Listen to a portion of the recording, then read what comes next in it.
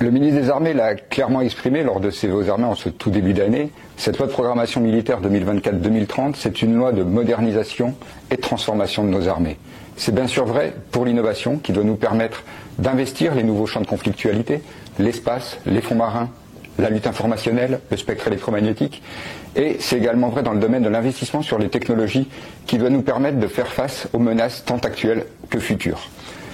Cette loi de programmation militaire, elle doit nous permettre également d'apporter une capacité d'adaptation rapide et de permettre à nos forces armées de conserver leur supériorité opérationnelle. Cette loi de programmation militaire, elle doit nous permettre de préparer l'avenir avec un fort niveau d'ambition. Elle doit nous permettre notamment de préparer les technologies qui seront nécessaires à nos futures capacités. Elle doit nous permettre de détecter des solutions ambitieuses, prometteuses, qui auront été émergées en dehors du champ défense.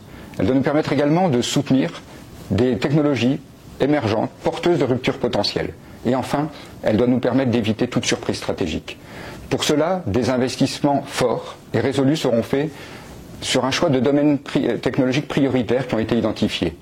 Ils sont au nombre de 10. Les armes à énergie dirigée, l'hypervélocité, les capteurs, à l'heure du quantique notamment, les nouvelles technologies de l'énergie, les nouvelles technologies de communication, le spectre électromagnétique, les systèmes autonomes, l'intelligence artificielle bien sûr, et puis des sujets dont on parle peut-être moins, mais la discrétion et la furtivité sont un domaine technologique prioritaire pour nous. Et enfin, le calcul quantique, porteur d'ambition dans les années futures, sera un domaine sur lequel nous investirons également. Sur la période 2024-2030, c'est 10 milliards d'euros qui seront consacrés à l'innovation de défense et donc à la supériorité opérationnelle de nos forces. Avec ces 10 milliards d'euros, nous allons accompagner la transformation des armées vers les nouveaux champs de conflictualité, vers les nouveaux milieux de conflictualité et investir sur les technologies prioritaires qui nous sont nécessaires. Pour cela, nous allons recourir à 4 modes d'action prioritaires. Tout d'abord, le recours à des démonstrateurs technico-opérationnels d'envergure. Au travers de ces démonstrateurs, ce que nous recherchons, c'est à accélérer la mise dans les mains de nos opérationnels d'une nouvelle technologie.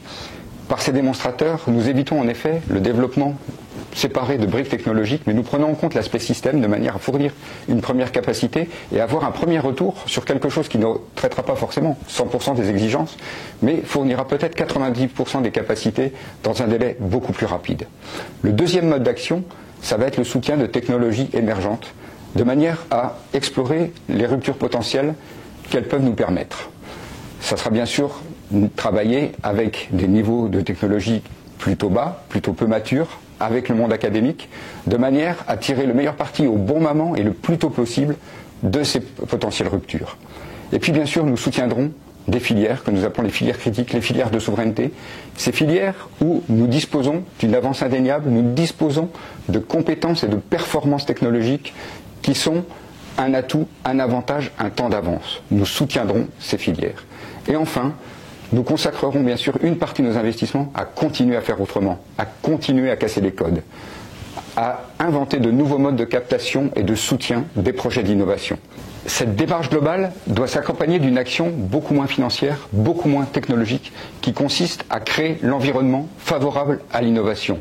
Ça veut dire que sur cette période 2024-2030, la simplification doit être pour nous un leitmotiv. La lutte pour simplifier, alléger les normes, les démarches, les procédures doit être recherchée chaque fois possible, et principalement pour les expérimentations, pour les acquisitions, pour les déploiements. C'est à ce prix que nous parviendrons à atteindre nos objectifs avec l'ensemble de nos partenaires, qu'ils soient académiques, qu'ils soient industriels, qu'ils soient institutionnels et même économiques ou politiques. C'est l'ensemble de ces acteurs dont nous aurons besoin pour atteindre les objectifs de cette loi de programmation militaire et permettre ainsi à nos armées de conserver leur supériorité technologique et leur supériorité opérationnelle.